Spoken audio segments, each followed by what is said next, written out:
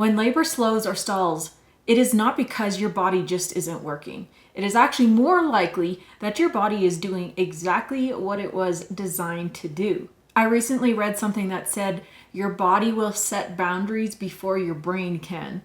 And in labor, that sometimes looks like a slow or a stall. And it's simply the body trying to communicate with you and let you know that maybe there is something that is hindering the physiological processes that have to take place and play out in order for birth, labor to go well and to progress. It's not so much telling you that there's something wrong with the body itself. Maybe it's just your body saying, hey, I don't feel safe right now. Or maybe even, hey, there's something emotional or spiritual that needs to be addressed. Maybe that needs to be released in order for the physiological process of birth to continue to move forward and progress, because all of these things are intertwined and they do affect each other. In this video, I want to talk about one of the biggest reasons that I, and probably anyone who works in birth, has seen over and over again for labor stalling or slowing down. And I'm going to tell you what you can do to help prevent that from happening for you. So imagine the scenario, and it probably sounds familiar to a lot of you, but you're at home, contractions start to pick up and they're pretty intense by this point. You're developing a good pattern and it just feels like you're really trucking along, like you're really making progress. And this is like the real thing. You have no doubts about that, right? And so after a little while of this, then you start thinking, man, at this pace, we're going to have to start heading to the hospital or call the doula, the midwife, wherever you're giving birth and whatever your plan is. And so you do that. And then once you do that, and maybe you're on your way to the hospital, or maybe when you arrive, all of a sudden it's like mysteriously everything just kind of starts to fizzle out and die down. And maybe even to the point where you feel kind of stupid because you're like, how could I have thought that was real? And what's going on? And sometimes maybe you'll even get sent home because you haven't actually made that much progress and everything has kind of died down.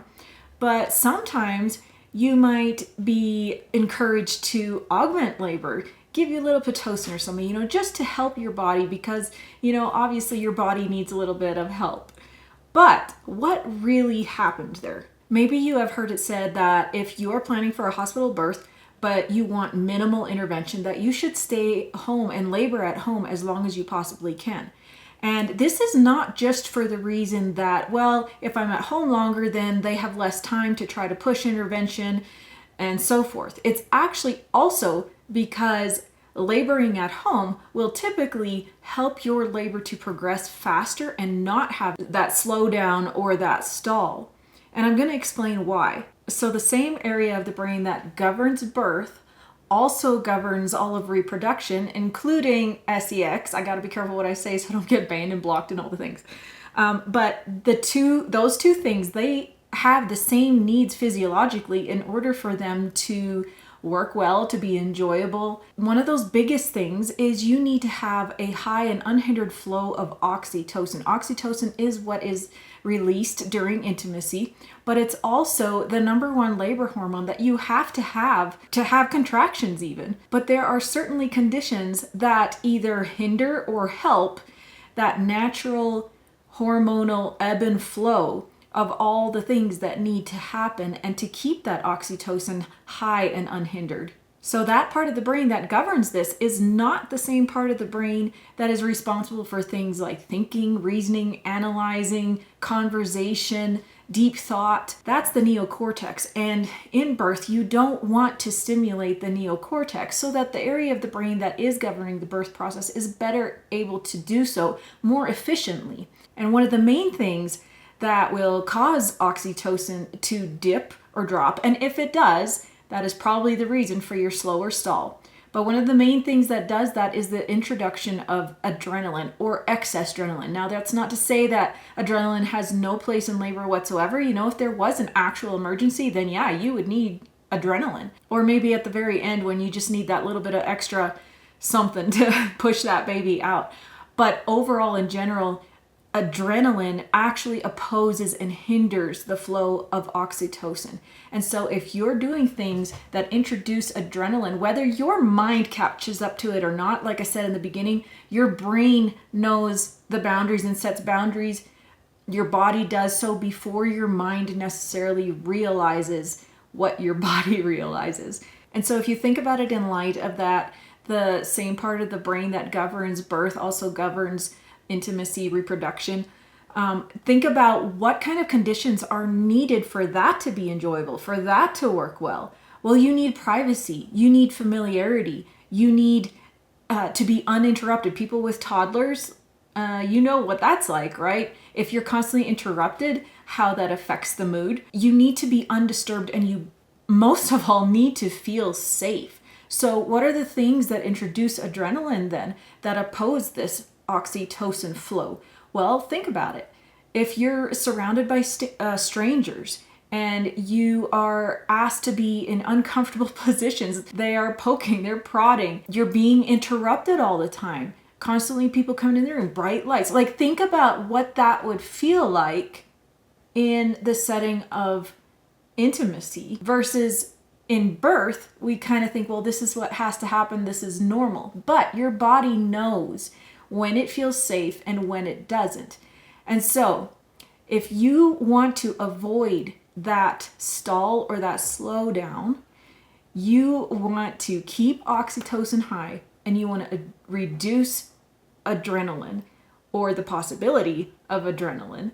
And so being at home, that's familiarity. At home, you are not interrupted. You are undisturbed. You're free to move about as you wish and do what you want. And you feel safe there. It's with someone you know in your own home. You have privacy, and there's not just a bunch of people in the room and all this commotion and all this activity that is actually stimulating the neocortex. Typically, we don't see that slowdown or that stall once you're far enough along in labor as we would when it's earlier on.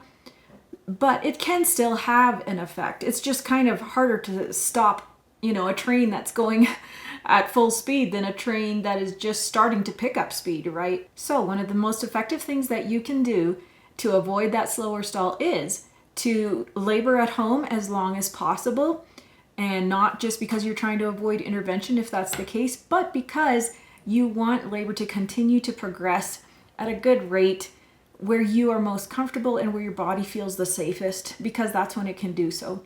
And if you are giving birth at home, that would look like don't introduce other people into the mix too soon. That means for the doula, the midwife, family members, whoever it might be. As a doula, when I talk about this with my clients, I'm always going over these things with them so that they understand why they wouldn't call me too soon. But at the same time, I always emphasize as well that I want them to have peace of mind. So even if, maybe they aren't like in super, super active labor and it might be a little bit earlier or they're not sure or whatever, but if they feel like their peace of mind would be better if I was there, I don't want to wait so long that they felt like I waited too long and they needed me there before I actually was there. But at the same time, I want them to know that coming too soon could feel like disruption to their body. And I've seen it happen, that when I get there, things slow down a little bit for a while. But also another option is if you want your doula around sooner, they can be in another room. They can just kind of be a fly on the wall until you actually really need them. But, even in cases of if there is a long driving distance, just having the comfort of knowing that they're nearby, but not that they're really, in your face or even in the room necessarily immediately. Those kind of things can help your body just kind of stay in that zone better and keep things progressing at a good rate. I also want to add, this is important, that if you have a slow or long labor, that also doesn't mean that there is something wrong or that your body isn't working like it should, because there are so many variations of normal. But if you're like me, knowing these kind of things about how the brain works and how the body works and how it interprets things and what it needs, it's just helpful. And even in hindsight, sometimes looking back at births, And it helps you know, oh, that's why that went the way it did or played out the way it did. And so if you want to learn more about creating an environment that is conducive to the easiest birth experience possible, get my book. It's Birth in the Eden Environment, No Fear Involved. That's available on Amazon. I'll have the link in the description below. And I want to thank you guys for watching, and I'll see you next time.